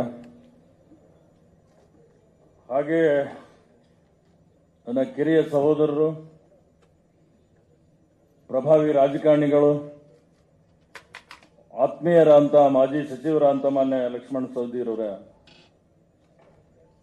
ಯುವ ನಾಯಕರು, ಕೊಪ್ಪಳ ಜಿಲ್ಲೆಯ ಕನ್ನಡ ಮತ್ತು ಸಂಸ್ಕೃತಿ ಸಚಿವರಾದಂಥ ಮತ್ತು ಜಿಲ್ಲೆಯ ಉಸ್ತುವಾರಿಗಳಂತ ಶಿವರಾಜ್ ತಂಗಡಿಗಿರೋರೆ, ಫೈನಾನ್ಸ್ ಅಡ್ವೈಸರು ಮತ್ತು ಸಹೋದರ ಅಂತ ಮಾನ್ಯ ಬಸವರಾಜ ರಾಯರೆಡ್ಡಿರವರೇ, ಸಹೋದರ ಅಂತ ಅಂಪನಗೌಡ್ರವ್ರೆ, ಇನ್ನೂರು ಯುವ ನಾಯಕರ ಅಂತ ಶಾಸಕರ ಅಂತ ಬಸನಗೌಡ್ರವ್ರೆ, ಯುವ ನಾಯಕರು ಕೊಪ್ಪಳ ಶಾಸಕರ ಅಂತ ರಾಘವೇಂದ್ರ ಅವರೇ, ಇನ್ನೂರು ಯುವ ನಾಯಕರು ಸಿರುಗುಪ್ಪ ಶಾಸಕರ ಅಂತ BM ನಾಗರಾಜ್ ಅವರೇ, ಸಹೋದರರು ಕಾಡಾ ಅಧ್ಯಕ್ಷರ ಅಂತ ಹಸನ್ ಸಾಬ್ ದೋಟಿ ಅವರೇ, ಇನ್ನೋರ್ವ ಮಾಜಿ ಸಚಿವರ ಅಂತ ಸಹೋದರ ಅಂತ ಇಕ್ಬಾಲ್ ಅನ್ಸಾರಿ ಅವರೇ, ಸಹೋದರ ಮತ್ತು ಈಗ ಜಿಲ್ಲೆಯ ಅಧ್ಯಕ್ಷರಾದಂಥ ಮತ್ತು ಮಾಜಿ ಸಚಿವರಾದಂಥ ಅಮರೇಗೌಡರು ಬಯ್ಯಾಪುರ ಅವರೇ, ರಮೇಶ್ ರೇವಣ್ಣ ಅವರೇ, ಮಾಳಗಿ ಸರ್ ಅವರೇ, ಕೃಷ್ಣಮೂರ್ತಿ ಅವರೇ, ವೇದಿಕೆ ಮೇಲಿರ್ತಕ್ಕಂಥ ಎಲ್ಲ ಗಣ್ಯಮಾನ್ರೆ, ಸಮಾರಂಭದಲ್ಲಿ ಪಾಲ್ಗೊಂಡಿರ್ತಕ್ಕಂಥ ಅನೇಕ ಕ್ಷೇತ್ರದಿಂದ ಮತ್ತು ವಿಶೇಷವಾಗಿ ಕೊಪ್ಪಳ ಪಾರ್ಲಿಮೆಂಟ್ ಕ್ಷೇತ್ರದಿಂದ ಬಂದಿರತಕ್ಕಂಥ ಎಲ್ಲ ನನ್ನ ಆತ್ಮೀಯ ಬಂಧುಗಳೇ ಮತ್ತು ಪಕ್ಷದ ಕಾರ್ಯಕರ್ತ ಅಭಿಮಾನಿ ಬಂಧುಗಳೇ, ಮಾಧ್ಯಮದ ಸನ್ಮಿತರು, ನಿಜವಾಗ್ಲೂ ಕೂಡ ಈ ದಿವಸ ಒಂದು ಸಂಭ್ರಮದ ದಿನ ಅಂತ ಹೇಳಿ ನಾನು ಕರ್ಕೊಳ್ತೇನೆ. ಯಾಕಂದ್ರೆ ಒಂದು ನೆನಪನ್ನು ಕೂಡ ಮಾಡ್ಕೊಳ್ಳಿಕ್ಕೆ ಬಯಸ್ತೇನೆ. ಸುಮಾರು 14 ವರ್ಷಗಳ ಹಿಂದೆ ಸಹೋದರ ಅಂತ ಲಕ್ಷ್ಮಣ ಸವದಿ ಅವರು ಅವತ್ತಿನ ಸಂದರ್ಭದಲ್ಲಿ ಭಾರತೀಯ ಜನತಾ ಪಕ್ಷದ ಆಡಳಿತ ಸಂದರ್ಭದಲ್ಲಿ ಅವರು ಮಂತ್ರಿಗಳಾಗಿದ್ದರು. ಕೊಪ್ಪಳದಲ್ಲಿ ನಾನು ಒಂದು ಹೋರಾಟವನ್ನ ಕೈಗೊಂಡಿದ್ದೆ. ಅಲ್ಲಿ ಬಂದು ಅವರು ಒಂದು ಮಾತನ್ನ ಕೇಳಿದ್ರು, ನಿನಗೆ ಅಭಿವೃದ್ಧಿ ಬೇಕೋ ಹೋರಾಟ ಬೇಕಂತ ಹೇಳಿ. ಇಲ್ಲ, ನಮಗೆ ಅಭಿವೃದ್ಧಿ ಬೇಕಂತ. ಅಭಿವೃದ್ಧಿ ಇದ್ರೆ ನನ್ನ ಜೊತೆ ಬಾ ಅಂತ ಹೇಳಿ ಅವತ್ತು ಏನಾಗುತ್ತೆ ಪಾರ್ಟಿಗೆ ಸೇರಿಸ್ಕೊಂಡಿದ್ರಲ್ಲ, ಇವತ್ತು ಅವರ ಮುಖಾಂತರ ನೋಡ್ರಿ ಹೇಗಿದೆ ಕಾಕತಾಳಿ ಅಂತ ಹೇಳಿ, ಈ ಭಾರತೀಯ ಜನತಾ ಪಕ್ಷವನ್ನ ಬಿಟ್ಟು ಮತ್ತೆ ನಾನು ಕಾಂಗ್ರೆಸ್ ಪಕ್ಷಕ್ಕೆ ಇವತ್ತು ಸೇರ್ತಕ್ಕಂಥಕ್ಕೆ ಯಾರಾದರೂ ಇದ್ರೆ ಅದಕ್ಕೆ ಮೂಲ ಕಾರಣ ಮಾನ್ಯ ಲಕ್ಷ್ಮಣ ಸವದಿ ಅವರು ಅಂದ್ರೆ ತಪ್ಪಾಗ್ಲಿಕ್ಕಿಲ್ಲ. ಮತ್ತೆ ಇಡೀ ನಮ್ಮ 2 ಪಾರ್ಲಿಮೆಂಟ್ ಕ್ಷೇತ್ರದ ಎಲ್ಲರೂ ಕೂಡ ನನಗೆ ಆತ್ಮೀಯ ಇರತಕ್ಕಂಥವ್ರು, ಎಲ್ಲರೂ ನಾವು ಕೂಡ ಕೂಡಿ ಕೆಲಸ ಮಾಡಿರ್ತಕ್ಕಂಥ ಸಿದ್ದರಾಮಯ್ಯನವ್ರ ಬಗ್ಗೆ ಕೂಡ ಇವತ್ತು ನಾವು ಅವ್ರ ಜೊತೆ ಕೆಲಸ ಮಾಡಿರ್ತಕ್ಕಂಥ ಒಬ್ಬ ವ್ಯಕ್ತಿ. DK ಶಿವಕುಮಾರ್ ಸಾಹೇಬರು ಕೂಡ ನಾವು ಕೂಡ ಪಕ್ಷೇತರಾಗಿದ್ದ ಆ ಸಂದರ್ಭದಲ್ಲಿ ಅವರು ಕೂಡ ಪಕ್ಷೇತರಾಗಿದ್ರು. ನಾವೆಲ್ಲ ಅವತ್ತು ಪಕ್ಷೇತರದ ಒಂದು ಸಭೆ ಕೂಡ ಅವ್ರ ನೇತೃತ್ವದಲ್ಲಿ ಮಾಡಿರ್ತಕ್ಕಂಥದ್ದು ನೆನಪನ್ನು ಕೂಡ ನಾನು ಮಾಡ್ಕೊಳ್ಳಿಕ್ಕೆ ಬಯಸ್ತೇನೆ. ಹಾಗೆ ಇವತ್ತು ನಡೆದು ಬಂದ ದಾರಿಯನ್ನ ನೋಡಿದ್ರೆ ಒಂದ್ ಕಡೆ ಖುಷಿ ಆಗ್ತಾ ಇತ್ತು. Taluka board member, ZP member, PLD bank ಅಧ್ಯಕ್ಷರು, 4 ಸಲ MLA, 2 ಸಲ ಸೋತು ಮತ್ತೆ 2 ಸಲ ಪಾರ್ಲಿಮೆಂಟ್ ಮೆಂಬರ್ ಆಗಿ ಮತ್ತೆ ಇವತ್ತು ನನಗೆ ಇನ್ನೊಂದು ನೆನಪು ಮಾಡ್ಕೊಳ್ತೀನಿ. ನಮ್ಮ ರಾಜಕೀಯ ಗುರುಗಳಾದಂದ್ರೆ HG ರಾಮುಲು 78ರಲ್ಲಿ ನಾನು ತಾಲೂಕಾ ಬೋರ್ಡ್ ಸದಸ್ಯನಾಗಬೇಕಾದ್ರೆ ನನಗೆ ಅವತ್ತು ಕಾಂಗ್ರೆಸ್ಸಿನ B ಫಾರ್ಮ್ ಅನ್ನ HG ರಾಮುಲು ಅವರು ಕೊಟ್ಟಿದ್ರು. ಅವರು ಇವತ್ತು ನಮ್ಮ ರಾಜಕೀಯ ಗುರು. ಇನ್ನೊಬ್ಬ SN ಖಾದ್ರಿ ಅಂತ ಹೇಳಿ ಅವರೊಬ್ಬರಿಬ್ಬರನ್ನು ಕೂಡ ನಾನು ಬರ್ಸ್ಕೊಳ್ತೇನೆ. ಆ ಹಿನ್ನೆಲೆಯಲ್ಲಿ ಇವತ್ತು ಬಂದಿರತಕ್ಕಂಥ ಒಬ್ಬ ವ್ಯಕ್ತಿ ನನಗೆ ನಿಜವಾಗಲೂ ಕೂಡ ಈಗ ಕಾಂಗ್ರೆಸ್ ಪಕ್ಷದ ಒಂದು ತತ್ವ ಮತ್ತು ಸಿದ್ಧಾಂತಗಳನ್ನ ಮೆಚ್ಚಿ ಇವತ್ತು ನಾನು ಈ ಪಕ್ಷಕ್ಕೆ ಬರ್ತಕ್ಕಂಥ ತೀರ್ಮಾನವನ್ನ ಮಾಡಿದ್ದೇನೆ ಮತ್ತು ನನ್ನ ಅನೇಕ ಇವತ್ತು ಹಿಂಬಾಲಿಕರು, ನನ್ನ ಹಿರಿಯರು ಮತ್ತು ಸಹಪಾಠಿಗಳು, ಹಿತೈಷಿಗಳು ಕೂಡ ಇವತ್ತು ಜೊತೆಗೆ ಬಂದಿರತಕ್ಕಂಥದಕ್ಕೆ ನನಗೆ ಖುಷಿ ತಂದಿದೆ. ಮತ್ತು ಇವತ್ತು ನಾವೆಲ್ಲರೂ ಕೂಡ ಒಂದು ಚಾಲೆಂಜ್ ಅನ್ನ ತೆಗೆದುಕೊಂಡಿದ್ದೇವೆ. ಎಲ್ಲ ಸ್ನೇಹಿತರಿರ್ತಕ್ಕಂಥ ಎಲ್ಲ ಶಾಸಕರು ಎಲ್ಲರೂ ಕೂಡ ಕೊಪ್ಪಳ ಪಾರ್ಲಿಮೆಂಟ್ ಕ್ಷೇತ್ರ ಎನ್ನದಲ್ಲಿ ನಮ್ಮ ಅಭ್ಯರ್ಥಿ ಅಂತ ರಾಜಶೇಖರ ಇಟ್ನಾಳ್ ಅವ್ರನ್ನ ನಾವು ಗೆಲ್ಲಿಸ್ತೇವೆ ಅನ್ನೋ ಮಾತನ್ನು ಈ ಸಂದರ್ಭದಲ್ಲಿ ಹೇಳಿದ್ದೇವೆ. ಬೇರೆ ವಿಚಾರದಲ್ಲಿ ಬೇರೆ ಮಾತುಗಳನ್ನು ಹೇಳೋಣ, ಆದ್ರೆ ನನಗೆ ಒಂದು ಖುಷಿ ತರ್ತಕ್ಕಂಥದ್ದು ಏನಂದ್ರೆ ಇಬ್ರು ನಾಯಕರ ಪರಿಚಯ ಇರ್ತಕ್ಕಂಥವ್ರು. ಒಂದ್ ಕಡೆ ಸಿದ್ದರಾಮಯ್ಯ ಸಾಹೇಬರು, ಮತ್ತೊಂದ್ ಕಡೆ DK ಶಿವಕುಮಾರ್ ಅವರಿಬ್ರು ಅಂತಂದ್ರೆ ನನಗೆ ವ್ಯಕ್ತಿಗತವಾದಂತಹ ಅಧಿಕಾರಕ್ಕೋಸ್ಕರ ನಾನು ಯಾವುದು ಕೂಡ ಆ ಮನಸ್ಸು ಕೂಡ ಮಾಡ್ತಾ ಇಲ್ಲ. ಆದ್ರೆ ನನ್ನ ಅನಿಸಿಕೆ ಏನಂದ್ರೆ ಆ ಎರಡೂ ಕ್ಷೇತ್ರದಲ್ಲಿ ಎರಡೂ ಜಿಲ್ಲೆಯಲ್ಲಿ ಇವತ್ತು ಅಭಿವೃದ್ಧಿ ಪರ ಮುಂದಿನ ದಿನಮಾನದಲ್ಲಿ ನಿಮ್ಮ ಜೊತೆ ಚರ್ಚೆ ಮಾಡ್ತಾನೆ, ಅಭಿವೃದ್ಧಿಯನ್ನು ಮಾಡ್ತಕ್ಕಂಥ ಹಿನ್ನೆಲೆಯಲ್ಲಿ ನಿಮ್ಮನ್ನ ವಿನಂತಿಯನ್ನ ಮಾಡ್ಕೊಳ್ತಾನೆ. ಆ ಅಭಿವೃದ್ಧಿಗೆ ನೀವು ಸಾಥ್ ಕೊಡ್ತೀರಿ ಅಂತ ಕೂಡ ನನ್ನ ನಂಬಿಕೆ ಇದೆ. ಹಾಗಾಗಿ ಇವತ್ತು ಇಲ್ಲಿ ಈ ಒಂದು ಸಭೆ ಏನಿದೆಯಲ್ಲ ನನಗೆ ಬಹಳ ಖುಷಿ ತಂದಿರತಕ್ಕಂಥದ್ದನ್ನ ಮಾತನ್ನು ಕೂಡ ಈ ಸಂದರ್ಭದಲ್ಲಿ ಹೇಳಿ ಇವತ್ತ ಕಾಂಗ್ರೆಸ್ ಪಕ್ಷ ಅಂದಿನ ಇತಿಹಾಸವನ್ನ ನೆನಪು ಮಾಡ್ಕೊಂಡ್ರೆ ಇವತ್ತು ಸ್ವಾತಂತ್ರ್ಯವನ್ನ ತಂದು ಕೊಡ್ತಕ್ಕಂಥ ಕಾರಣ ಆಗಿರ್ತಕ್ಕಂಥದ್ದು ಯಾವುದಾದ್ರೂ ಪಕ್ಷ ಇದ್ರೆ ಅದು ಕಾಂಗ್ರೆಸ್ ಪಕ್ಷ. ಅನೇಕ ತ್ಯಾಗ ಬಲಿದಾನಗಳನ್ನ ಮಾಡಿರ್ತಕ್ಕಂಥದ್ದು ಕೂಡ ಈ ಪಕ್ಷದ ನಾಯಕರಲ್ಲಿ ಏನಾದ್ರು ಕೂಡ ಇವತ್ತು ನಾವು ಗಮನಿಸಿದ್ದೇವೆ. ಆ ದಿಶೆಯಲ್ಲಿ ಕೆಲಸ ಮಾಡ್ತಕ್ಕಂಥದ್ದನ್ನ ಮಾಡೋಣ ಅಂತ ಕೂಡ ಈ ಸಂದರ್ಭದಲ್ಲಿ ಹೇಳಿ ಮತ್ತೊಮ್ಮೆ ಇಲ್ಲಿ ಇವತ್ತು ಪರವಾಗಿ ಬಂದಿರತಕ್ಕಂಥ ಎಲ್ಲ ಹಿರಿಯರಿಗೆ ಮತ್ತು ಕಾರ್ಯಕರ್ತ ಅಭಿಮಾನಿಗಳಿಗೆ ವಂಚಿ ಎರಡು ಮಾತನ್ನ ಮುಗಿಸ್ತಾನೆ. ಜೈ ಹಿಂದ್, ಜೈ ಕರ್ನಾಟಕ. ಕೆಪಿಸಿಸಿ ಅಧ್ಯಕ್ಷ ಅಂತ ಸನ್ಮಾನ್ಯ DK ಶಿವಕುಮಾರ್ ಅವರು ಮತ್ತೆ ಸನ್ಮಾನ್ಯ ಮುಖ್ಯಮಂತ್ರಿಗಳು ಸಂಗಣ್ಣನವರಿಗೆ ಕಾಂಗ್ರೆಸ್ ಪಕ್ಷದ ಸ್ವಾಭಿಮಾನದ ಸಂಕೇತ ಧ್ವಜವನ್ನು ನೀಡುವುದರ ಮೂಲಕ ಪಕ್ಷಕ್ಕೆ ಸ್ವಾಗತ ಮಾಡಬೇಕು ಅಂತೇಳಿ ಕೋರ್ಕೊತಾ ಇದ್ದೇನೆ.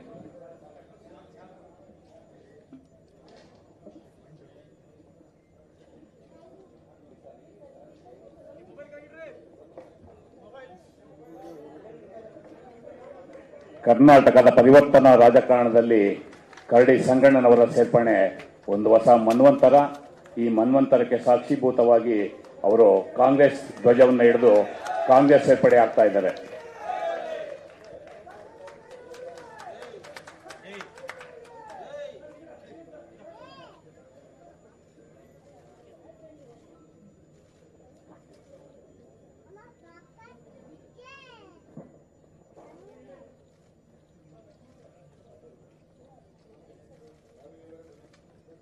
ಸನ್ಮಾನ್ಯ ಮಾಳಿಗೆರವರು ಮಾಜಿ ಶಾಸಕರು ಬೆಳಗಾವಿ, ಇವರು ಸಹ ಸನ್ಮಾನ್ಯ ಅಧ್ಯಕ್ಷರು ಮತ್ತು ಮಾನ್ಯ ಮುಖ್ಯಮಂತ್ರಿಗಳ ಸಮ್ಮುಖದಲ್ಲಿ ಕಾಂಗ್ರೆಸ್ ಸೇರ್ಪಡೆ ಆಗ್ತಾ ಇದ್ದಾರೆ.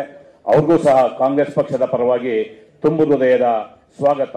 ಕಾಂಗ್ರೆಸ್ ಪಕ್ಷದ ಧ್ವಜವನ್ನು ಸ್ವೀಕಾರ ಮಾಡೋದ್ರ ಮೂಲಕ ಕಾಂಗ್ರೆಸ್ ಸೇರ್ಪಡೆ ಆಗ್ತಾ ಇರ್ತಕ್ಕಂಥ ಸನ್ಮಾನ್ಯ ಮಾಳಿಗೆರವರಿಗೆ ಕಾಂಗ್ರೆಸ್ ಪಕ್ಷದ ಪರವಾಗಿ ಸ್ವಾಗತವನ್ನು ಕೋರ್ತಾ ಇದ್ದೀನಿ.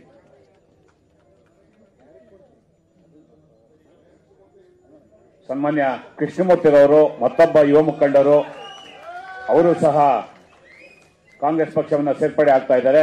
ಅವ್ರಿಗೂ ಸಹ ತಮ್ಮೆಲ್ಲರ ಪರವಾಗಿ ಕಾಂಗ್ರೆಸ್ ಪಕ್ಷದ ಪರವಾಗಿ ತುಂಬು ಹೃದಯದ ಸ್ವಾಗತವನ್ನು ಕೊಡ್ತಾ ಇದ್ದೇನೆ. ಮಾಲಾರ್ಪಣೆ ಕಾಂಗ್ರೆಸ್ ಪಕ್ಷದ ಧ್ವಜವನ್ನು ನೀಡುವುದರ ಮೂಲಕ ಸನ್ಮಾನ್ಯ ಅಧ್ಯಕ್ಷರು ಮತ್ತು ಸನ್ಮಾನ್ಯ ಮುಖ್ಯಮಂತ್ರಿಗಳು ಅವರಿಗೆ ಸ್ವಾಗತವನ್ನು ಕೊಡ್ತಾ ಇದ್ದಾರೆ.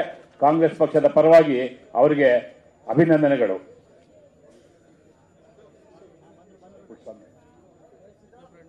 ಸನ್ಮಾನ್ಯ ಪುಟ್ಟಸ್ವಾಮಿರವರು, ಸ್ವಾತಿ ಚಂದ್ರಶೇಖರ್ ಅವರು ಕಾಂಗ್ರೆಸ್ ಸೇರ್ಪಡೆ ಆಗ್ತಾ ಇದ್ದಾರೆ. ಅವ್ರಿಗೂ ಸಹ ಕಾಂಗ್ರೆಸ್ ಪಕ್ಷದ ಪರವಾಗಿ ಸ್ವಾಗತವನ್ನು ಕೊಡ್ತಾ ಇದ್ದೀನಿ. ಸನ್ಮಾನ್ಯ ಪುಟ್ಟಸ್ವಾಮಿರವರು ಹಾಸನ ಜಿಲ್ಲೆಯ ಮುಖಂಡರು ಮತ್ತು ಹಾಸನ ಜಿಲ್ಲೆ ಅರ್ಕಲ್ಗೂಡು ಕ್ಷೇತ್ರದ ಪರಾಜಿತ ಅಭ್ಯರ್ಥಿ, ಅವರು ಸಹ ಕಾಂಗ್ರೆಸ್ ಪಕ್ಷವನ್ನು ಸೇರ್ಪಡೆ ಆಗ್ತಾ ಇದ್ದಾರೆ. ಪುಟ್ಟಸ್ವಾಮಿರವರಿಗೂ ಸ್ವಾಗತವನ್ನು ಕೊಡ್ತಾ ಇದ್ದೀನಿ.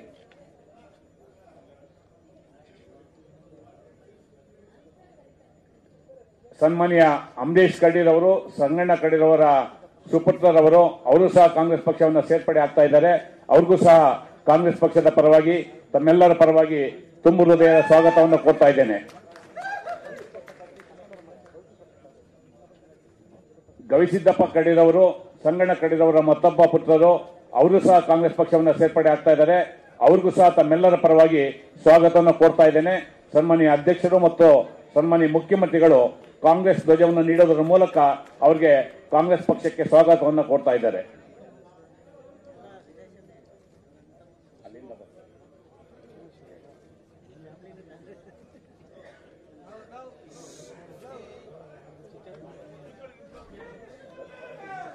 ಬರ್ಕೊಡ್ರಿ.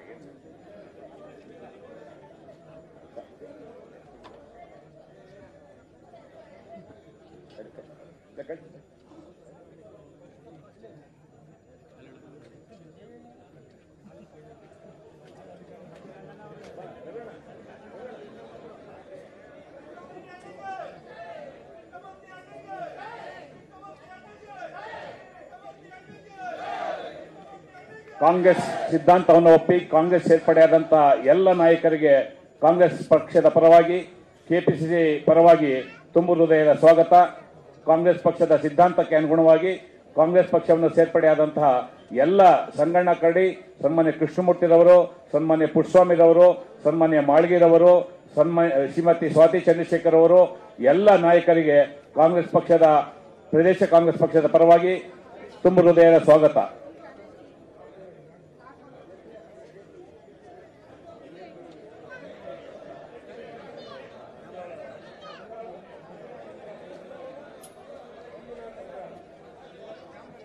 ಬಿಜೆಪಿ ಮಾಜಿ ಅಧ್ಯಕ್ಷ ಅಂತ ಮಂಜುನಾಥ್ ಅನ್ರಾಲ್ಡ್ ಅವರು ಕಾಂಗ್ರೆಸ್ ಪಕ್ಷವನ್ನು ಸೇರ್ಪಡೆ ಆಗ್ತಾ ಇದ್ದಾರೆ.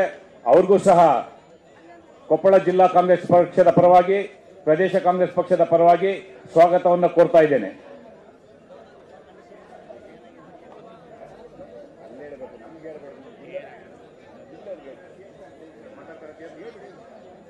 ಬಂಧುಗಳೇ, ಈ ಕಾರ್ಯಕ್ರಮವನ್ನು ಕುರಿತು ಸನ್ಮಾನ್ಯ ಸಿದ್ದರಾಮಯ್ಯನವರು, ಈ ನಾಡಿನ ಜನಪ್ರಿಯ ಮುಖ್ಯಮಂತ್ರಿಗಳು ತಮ್ಮನ್ನು ಉದ್ದೇಶಿಸಿ ಭಾಷಣ ಮಾಡ್ತಾರೆ. ಎಲ್ಲ ಕೂತ್ಕೊಳ್ರಿ. ಹೋಗಿ ಕೂತ್ಕೊಳ್ರಿ, ಎಲ್ಲ ಹೋಗಿ ಎಲ್ಲ ಬರ್ರಿ. ಕರಡಿ ಸಂಗಣ್ಣ,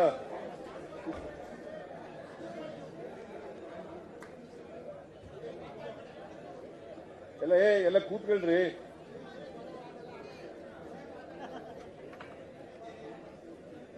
ಪ್ರದೇಶ ಕಾಂಗ್ರೆಸ್ ಸಮಿತಿಯ ಅಧ್ಯಕ್ಷರಾದಂತ ಮಾನ್ಯ DK ಶಿವಕುಮಾರ್ ಅವರ ವೇದಿಕೆ ಮೇಲಿರ್ತಕ್ಕಂಥ ಎಲ್ಲ ಪಕ್ಷದ ಮುಖಂಡರುಗಳೇ, ಶಾಸಕರುಗಳೇ, ಮಾಜಿ ಶಾಸಕರುಗಳೇ, ಇಲ್ಲಿ ಆಗಮಿಸಿರ್ತಕ್ಕಂಥ ಎಲ್ಲ ಆತ್ಮೀಯ ಬಂಧುಗಳೇ, ತಾಯಂದಿರೇ, ಎಲ್ಲ ಯುವಕ ಮಿತ್ರರೇ ಹಾಗೂ ಮಾಧ್ಯಮದ ಗೆಳೆಯರೇ, ನಾನು ಜಾಸ್ತಿ ಮಾತಾಡ್ಲಿಕ್ಕೆ ಹೋಗಲ್ಲ.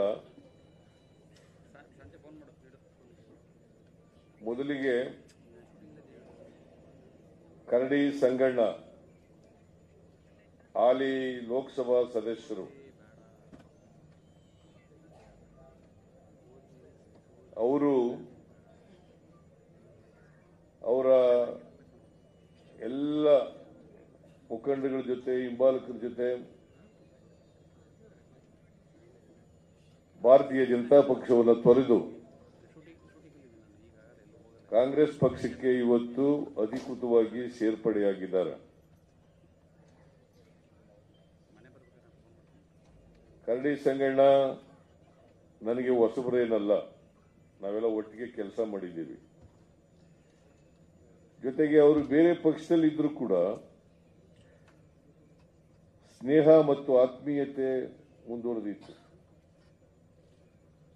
ನಾನು ಯಾವಾಗ ಸಿಕ್ಕಿದ್ರು ಕೂಡ ಕರಡಿ ಸಂಗಣ್ಣ ನನಗೆ ಬಹಳ ಗೌರವದಿಂದ ಮಾತಾಡ್ತಾ ಇದ್ರು. ನಾನು ಕೂಡ ಅಷ್ಟೇ ಗೌರವದಿಂದ ಅವ್ರನ್ನ ಮಾತಾಡಿಸ್ತಿದ್ದೆ. ಮತ್ತೆ ಅನೇಕ ಸಭೆ ಸಮಾರಂಭಗಳಲ್ಲಿ ನಾವು ಅವರು ಕೂಡ ಒಟ್ಟಿಗೆ ಸೇರಿದ್ದೀವಿ. ಅಲ್ಲಿ ರಾಜಕೀಯ ಪಕ್ಷಗಳು ಅವರವರ ನಿಲುವುಗಳನ್ನು ಮಾತ್ರ ವ್ಯಕ್ತ ಮಾಡ್ತಕ್ಕಂಥ ಕೆಲಸವನ್ನು ಮಾಡ್ತಾ ಇದ್ರು. ಅವರು ಬಿಜೆಪಿನಲ್ಲಿದ್ದಾಗ ಬಿಜೆಪಿ ವಿಚಾರಗಳನ್ನು ಮಾತ್ರ ಹೇಳ್ತಾ ಇದ್ರು.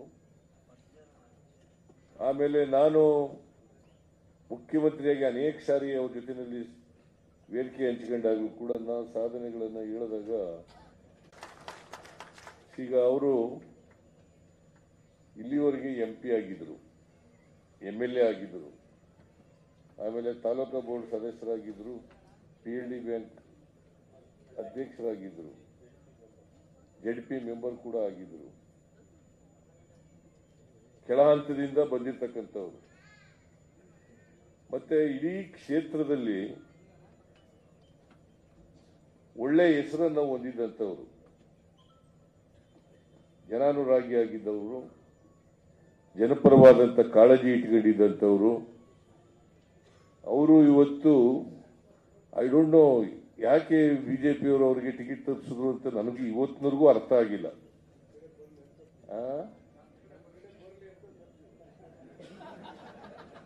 ಇವತ್ತಿನವರೆಗೂ ಅರ್ಥ ಆಗಿಲ್ಲ. ಯಾಕಂತಂದ್ರೆ ZP ಮೆಂಬರ್ ಆಗಿದ್ದಾಗ ಒಳ್ಳೆ ಹೆಸರು ತಗೊಂಡಿದ್ರು, ಅಲ್ಲ ಲೋಕಸಭಾ ಸದಸ್ಯರಾಗಿದ್ದಾಗ ಒಳ್ಳೆ ಹೆಸರು ಕೂಡ ಮಾಡಿದ್ರು, ಒಳ್ಳೆ ಕೆಲಸನೂ ಕೂಡ ಮಾಡ್ತಾ ಇದ್ರು, ಜನಸಂಪರ್ಕ ಇಟ್ಕೊಂಡಿದ್ರು. ಅಂತ್ಯದರಲ್ಲಿ ಬಿಜೆಪಿಯವರು ಇವರಿಗೆ ಟಿಕೆಟ್ ಅನ್ನ ತಪ್ಪಿಸಿದ್ದಾರೆ. ಒಂದಂತೂ ನಿಜ, ಯಡಿಯೂರಪ್ಪನವರು ಅವ್ರ ಮಗನ ಮುಖ್ಯಮಂತ್ರಿ ಮಾಡಬೇಕು. ಅದಕ್ಕೆ ಅಲ್ಲಿ ಬಿಜೆಪಿನಲ್ಲಿ ಎರಡು ಪ್ರಬಲವಾದಂಥ ಗುಂಪುಗಳಿದ್ದಾವೆ. ಒಂದು ಯಡಿಯೂರಪ್ಪನ ಗುಂಪು, ಇನ್ನೊಂದು ಸಂತೋಷ್ ಗುಂಪು. ಯಾರು ವಿಜಯೇಂದ್ರನಿಗೆ ಒಪ್ಕೊಳ್ಳಲ್ಲ ಅವರೆಲ್ಲರಿಗೂ ಟಿಕೆಟ್ ತಪ್ಪಿಸ್ಬಿಟ್ಟಿದ್ದಾರೆ ಈ ಸಾರಿ. ಇದು ಒಂದು ಕಾರಣ. ಎರಡನೇ ಕಾರಣ ಏನಪ್ಪಾ ಅಂತಂದ್ರೆ ಅವ್ರಿಗೆ ಗೆಲ್ತೀವಿ ಅಂತಕ್ಕಂಥ ವಿಶ್ವಾಸ ಇಲ್ಲ. ಕರ್ನಾಟಕದಲ್ಲಿ ಹೋದ್ ಸಾರಿ 25 ಸ್ಥಾನಗಳು ಗೆದ್ದುಬಿಟ್ಟಿದ್ರು. ಗೆಲ್ಲಿಕ್ ಸಾಧ್ಯ ಆಗಲ್ಲ ಅಂತೇಳಿ ಈ ಸಾರಿ ಅನಿಸಿರೋದ್ರಿಂದ ಅನೇಕ ಲೋಕಸಭಾ ಸ್ಥಾನಗಳನ್ನ ಬದಲಾಯಿಸಿದ್ದಾರೆ. ಎರಡನೇದು, ಮತ್ತೆ ಆಂಟಿ ಇನ್ಕಂಬೆನ್ಸಿ ಇದೆ ಅವ್ರ ಮೇಲೆ, ಬಹಳ ಆಂಟಿ ಇನ್ಕಂಬೆನ್ಸಿ ಇದೆ. ಸೊ ಆಂಟಿ ಇನ್ಕಂಬೆನ್ಸಿ ಇರೋದ್ರಿಂದ ಅವರು ನನ್ನ ಪ್ರಕಾರ ಕಾಂಗ್ರೆಸ್ ಪಕ್ಷ ಈ ಸಾರಿ ಹೆಚ್ಚು ಸ್ಥಾನಗಳನ್ನು ಗೆಲ್ತದೆ. ಈಗಾಗಲೇ DK ಶಿವಕುಮಾರ್ ಅವರು ಹೇಳಿದ್ದಾರೆ 20ಕ್ಕಿಂತ ಹೆಚ್ಚು ಗೆದ್ದೇ ಗೆಲ್ತೀವಿ ಅಂತಕ್ಕಂಥ ಮಾತುಗಳನ್ನು ಹೇಳಿದ್ದಾರೆ. ಯಾಕಂದ್ರೆ ಇವತ್ತು ಇಡೀ ಕರ್ನಾಟಕದಲ್ಲಿ ನಮ್ಮ 5 ಗ್ಯಾರಂಟಿಗಳ ಅಲೆ ಇದೆ. 5 ಗ್ಯಾರಂಟಿಗಳ ಅಲೆ ಇದೆ. ಜನರಿಗೆ ಕಾಂಗ್ರೆಸ್ ಬಗ್ಗೆ ವಿಶ್ವಾಸ ಬಂದಿದೆ, ನಂಬಿಕೆ ಬಂದಿದೆ. ಕಾಂಗ್ರೆಸ್ನವರು ನುಡಿದಂತೆ ನಡೀತಾರೆ, ಕೊಟ್ಟ ಮಾತನ್ನ ಈಡೇರಿಸ್ತಾರೆ, ಯಾವತ್ತೂ ಕೂಡ ಸುಳ್ಳು ಹೇಳಲ್ಲ. ಇವತ್ತು ಆಕ್ಚುಲಿ ಇಡೀ ದೇಶದಲ್ಲಿ ನಡೀತಾ ಇರ್ತಕ್ಕಂಥದ್ದು ಒಂದ್ ಕಡೆ ಸುಳ್ಳು, ಇನ್ನೊಂದ್ ಕಡೆ ಸತ್ಯ. ಬಿಜೆಪಿಯವರು ಅಂದ್ರೆ ಸುಳ್ಳು ಹೇಳೋರು ಅಂತ. ನರೇಂದ್ರ ಮೋದಿ ಆದಿಯಾಗಿ ಎಲ್ಲರೂ ಸುಳ್ಳು ಹೇಳ್ತಾರೆ. ನರೇಂದ್ರ ಮೋದಿಯವರು 2014ರಲ್ಲಿ ಏನೇನು ಹೇಳಿದ್ರು ಅವ್ಯಾವೂ ಈಡೇರಿಸಲಿಲ್ಲ. 15 ಲಕ್ಷ ತಂದು ಕೊಡ್ತೀವಿ ಅಂದ್ರು ತಂದು ಕೊಡ್ಲಿಲ್ಲ.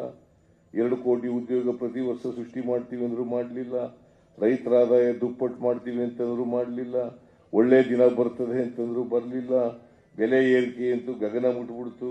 ನಿರುದ್ಯೋಗದ ಸಮಸ್ಯೆ ಬಗೆಹರಿಸಲಿಕ್ಕೆ ಹೋಗ್ಲಿಲ್ಲ. ಹೀಗೆ ನರೇಂದ್ರ ಮೋದಿಯವರು ಯಾವತ್ತೂ ಕೂಡ ಜನರ ಸಮಸ್ಯೆಗಳನ್ನ ಪ್ರಸ್ತಾಪ ಮಾಡಿ ಅವಕ್ಕೆ ಪರಿಹಾರ ಏನು ಅನ್ನೋದ್ರ ಬಗ್ಗೆ ಇವತ್ತಿನವರೆಗೆ ಎಲ್ಲೂ ಕೂಡ ಮಾತಾಡಿಲ್ಲ. ಧಾರ್ಮಿಕವಾದಂಥ ವಿಚಾರಗಳು, ಭಾವನಾತ್ಮಕವಾದಂಥ ವಿಚಾರಗಳನ್ನ ಜಾಸ್ತಿ ಹೇಳಿ ಹೇಳಿ ಜನರಲ್ಲಿ ದಾರಿ ತಪ್ಪಿಸ್ತಕ್ಕಂಥ ಕೆಲಸವನ್ನ ಮಾಡ್ಕೊಂಡು ಬಂದಿದ್ದಾರೆ. ಅದರಲ್ಲಿ ಯಶಸ್ಸನ್ನೂ ಕೂಡ ಕಂಡಿದ್ದಾರೆ. ಆದರೆ ಈ ಬಾರಿ ಅವರಿಗೆ ಯಶಸ್ಸು ಸಿಗಲಿಕ್ಕೆ ಸಾಧ್ಯ ಇಲ್ಲ. ಇದನ್ನ ನೀವು ಅರ್ಥ ಮಾಡ್ಕೋಬೇಕಾಗ್ತದೆ. ಅವರು ಯಾಕಂತಂದ್ರೆ ಈ ಸ್ಟ್ರಾಟಜಿಕ್ ಆಗಿ 400 ಗೆಲ್ತೀವಿ 400 ಗೆಲ್ತೀವಿ 400 ಗೆಲ್ತೀವಿ ಅಂತ ಹೇಳೋರು. ಅವರು 200 220 ಸೀಟ್ಗಳು ಗೆದ್ರೆ ಅದೇ ಜಾಸ್ತಿ NDA. ಅದರಿಂದ ಈ ಸಾರಿ ಅವ್ರು ಸರ್ವೆ ಮಾಡಿಸಿದ್ದಾರೆ. ಅವ್ರ ಸರ್ವೆನಲ್ಲಿ ಅರೌಂಡ್ 200 ಗೆಲ್ತೀವಿ ಅಂತಕ್ಕಂಥದ್ದು ವರದಿ ಇರ್ತಕ್ಕಂಥದ್ದು. ಈ ವರದಿ ಇರೋದ್ರಿಂದ ಜನಗಳಿಗೆ ದಾರಿ ತಪ್ಪಿಸ್ಲಿಕ್ಕೋಸ್ಕರವಾಗಿ ಅವರು 400 ಗೆಲ್ತೀವಿ 400 ಗೆಲ್ತೀವಿ 400 ಗೆಲ್ತೀವಿ ಅಂತ ಹೇಳಲಿಕ್ಕೆ ಪ್ರಾರಂಭ ಮಾಡಿದ್ದಾರೆ. ಈ ಸಾರಿ ನನಗಿರ್ತಕ್ಕಂಥ ಇನ್ಫಾರ್ಮೇಶನ್ ಬಹಳ ಸ್ಪಷ್ಟವಾಗಿ ಯಾವ ಕಾಲಕ್ಕೂ ಕೂಡ NDA ಅಧಿಕಾರಕ್ಕೆ ಬರಲ್ಲ, ನರೇಂದ್ರ ಮೋದಿ ಅವರು ಮತ್ತೆ ಪ್ರೈಮ್ ಮಿನಿಸ್ಟರ್ ಆಗಲ್ಲ. ಇದು ಸತ್ಯ.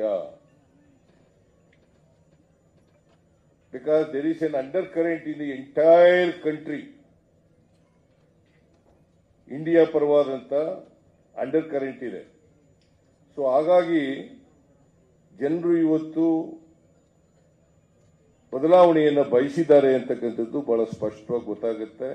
ನಾನೀಗ ಅನೇಕ ಕ್ಷೇತ್ರಗಳಲ್ಲಿ DK ಶಿವಕುಮಾರ್ ಪ್ರವಾಸ ಮಾಡಿದ್ದೇವೆ.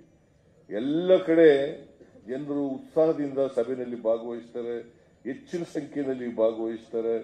ಈ ಸಾರಿ ಕಾಂಗ್ರೆಸ್ಗೆ ಆಶೀರ್ವಾದ ಮಾಡ್ತೀವಿ ಅಂತೇಳಿ ಬಹಿರಂಗವಾಗಿ ಹೇಳ್ತಾರೆ. ಸಾಮಾನ್ಯವಾಗಿ ಈ ಕ್ಯಾಪ್ಟಿವ್ ಆಡಿಯನ್ಸ್ ಇದ್ರೆ ಏನಾಗ್ತದೆ, ಸುಮ್ಮನೆ ಕೂತಿರ್ತಾರೆ ಅಥವಾ ಎದ್ದೊಂಟೋಯ್ತಾರೆ. ಈ ಆಡಿಯನ್ಸ್ ಇದೆಯಲ್ಲ, ಕೊನೆಯವರೆಗೂ ಕೂತಿರ್ತಾರೆ ಮತ್ತೆ ಉತ್ಸಾಹದಿಂದ ಕೂತಿರ್ತಾರೆ. ನಾವು ಮಾತನಾಡುವಾಗ ಬಹಳ ಗಂಭೀರವಾಗಿ ಕೇಳಿ ರಿಯಾಕ್ಟ್ ಮಾಡ್ತಕ್ಕಂಥದ್ದನ್ನು ಕೂಡ ಮಾಡ್ತಾರೆ. ಅದರಿಂದ ಈ ಸಾರಿ ನಾವು 5 ಗ್ಯಾರಂಟಿಗಳೇನು ಘೋಷಣೆ ಮಾಡಿದ್ದೋ ಅವನ್ನ ಜಾರಿ ಮಾಡಿದ್ದೀವಿ. ಹಿಂದೆನೂ ಕೂಡ ಮಾಡಿದ್ದೋ. ಹಿಂದೆ 2013ರಿಂದ 2018 ಇರುವಾಗಲೂ ಕೂಡ 165 ಭರವಸೆಗಳಲ್ಲಿ 158 ಭರವಸೆಗಳನ್ನು ಈಡೇರಿಸಿದ್ದವು. ಈಗ ಮತ್ತೆ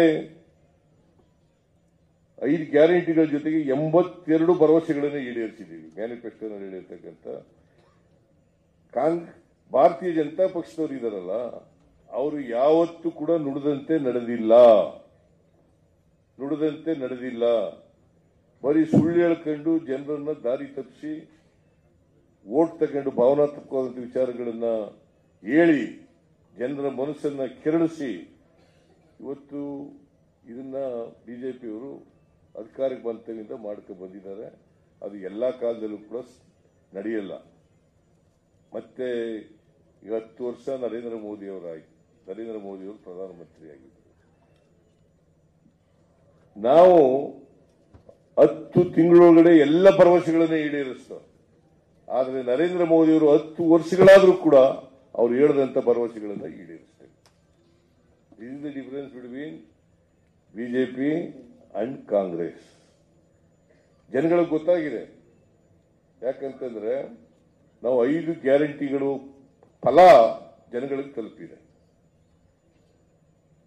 ಅವ್ರೇನ್ ಫಲ ತಲುಪಿದೆಯಾ? ಅವ್ರದ್ದು ಬಿಜೆಪಿ ಅವರದು ತಲುಪಿಲ್ಲ. ಅದರಿಂದ ಜನ ಈ ಸಾರಿ ಕಾಂಗ್ರೆಸ್ ಪಕ್ಷವನ್ನ ಕೈ ಹಿಡಿತಾರೆ ಅಂತ ಹೇಳ್ತಾ, ಕರ್ನಾಟಕದಲ್ಲಿ ನಾವು ಹೆಚ್ಚು ಸ್ಥಾನಗಳನ್ನ ಗೆಲ್ತೀವಿ ಅಂತಕ್ಕಂಥ ವಿಶ್ವಾಸ ನನಗೆ ಬಂದಿದೆ. ನಮಗೆಲ್ಲ ವರದಿಗಳು ಕೂಡ, ನಮಗೆ ಆಂತರಿಕ ವರದಿಗಳು ಬಂದಿರತಕ್ಕಂಥದ್ದು, ಕಾಂಗ್ರೆಸ್ ಪಕ್ಷ ಈ ಸಾರಿ 20 ಸ್ಥಾನಗಳನ್ನು ಗೆಲ್ತದೆ ಅಂತಕ್ಕಂಥ ನಂಬಿಕೆ, ಭರವಸೆ ನಾವು ಬಂದಿದೆ. ಕೊಪ್ಪಳ ಇದೆಯಲ್ಲ, ಈಗ ಕರಡಿ ಸಂಗಣ್ಣ ಬಂದ ಮೇಲೆ ಇನ್ನಷ್ಟು ಶಕ್ತಿ ನಮಗೆ ಬಂದಿದೆ.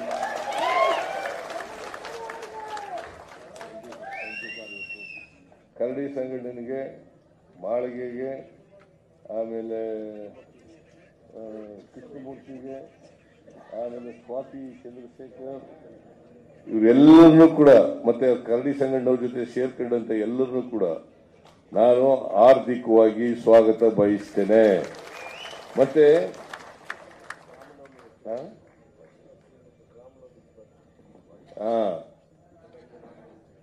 ಅವರೆಲ್ಲರಿಗೂ ಕೂಡ ಆರ್ಥಿಕವಾಗಿ ಸ್ವಾಗತ ಬಯಸ್ತೇನೆ. ಕಾಂಗ್ರೆಸ್ಗೆ ಈಗಾಗಲೇ ನಮ್ಮ ಅಧ್ಯಕ್ಷರು ಸೇರ್ಪಡೆ ಮಾಡ್ಕೊಂಡಿದ್ದಾರೆ. ಅವರ ರಕ್ಷಣೆ ಮಾಡ್ತಕ್ಕಂಥದ್ದು ನಮ್ಮ ಜವಾಬ್ದಾರಿ. ಯಾರ್ಯಾರು ಕಾಂಗ್ರೆಸ್ಸಿನ ಸಿದ್ಧಾಂತವನ್ನು ಒಪ್ಕೊಂಡು ಬಂದಿದ್ದಾರೆ ಕಾಂಗ್ರೆಸ್ಗೆ, ಅವರೆಲ್ಲರನ್ನು ರಕ್ಷಣೆ ಮಾಡ್ತಕ್ಕಂಥದ್ದು ಜವಾಬ್ದಾರಿ. ಸಂಘಟನೆಯನ್ನು ಕೂಡ ಗೌರವಯುತವಾಗಿ ನಡೆಸ್ಕೊಳ್ತಕ್ಕಂಥ ಕೆಲಸ ನಾವು ಮಾಡ್ತೇವೆ. ಅವ್ರ ಹಿಂಬಾಲಕರಿಗೂ ಕೂಡ ಅವ್ರ ಹಿಂಬಾಲಕರನ್ನು ಕೂಡ ಪಕ್ಷಕ್ಕೆ ಸ್ವಾಗತ ಮಾಡ್ತೇನೆ. ಇವತ್ತು ರಾಮನವಮಿ, ಇವತ್ತು ರಾಮನವಮಿ, ಇಡೀ ದೇಶದಲ್ಲಿ ರಾಮನವಮಿಯನ್ನು ಆಚರಣೆ ಮಾಡ್ತಾ ಇದ್ದೀವಿ. ನಿಮ್ಮೆಲ್ಲರಿಗೂ ಕೂಡ ಇಡೀ ರಾಜ್ಯದ ಜನತೆಗೆ ಶ್ರೀರಾಮನವಮಿಯ ಜಯಂತಿಯ ಶುಭಾಶಯಗಳನ್ನು ಕೋರಲಿಕ್ಕೆ ಬಯಸ್ತಾ ಇದ್ದೇನೆ.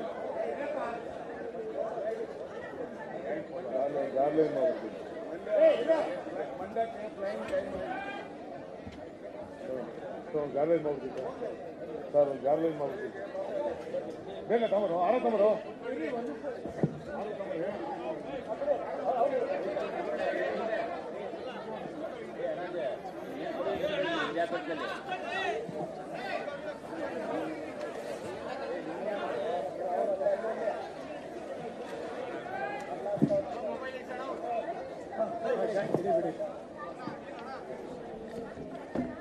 अच्छा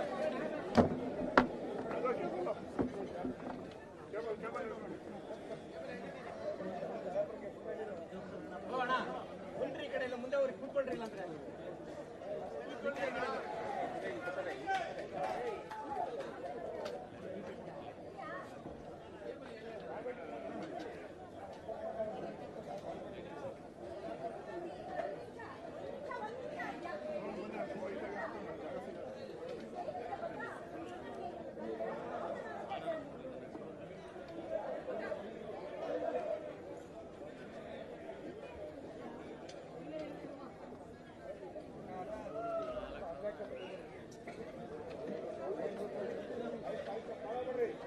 ಬರ್ರಿ ಇವ್ರೆ.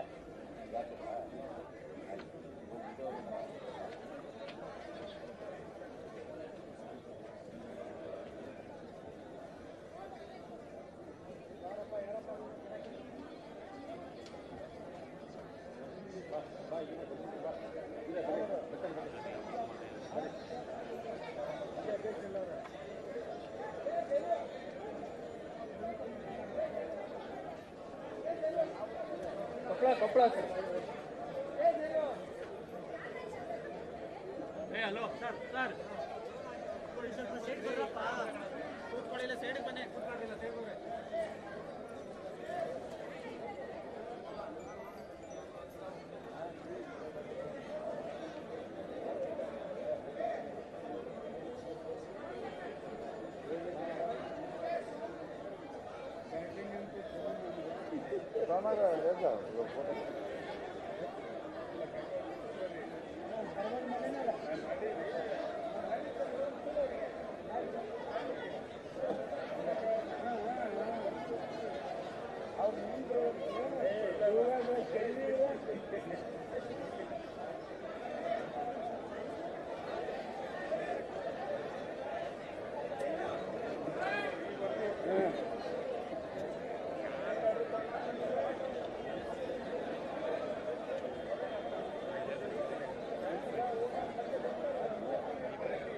ಬನ್ನಿ ಬನ್ನಿ, ಇರಿ ನೀವು ಕೆಳಗೆ ಏನಾದ್ರು ಬೇಕು.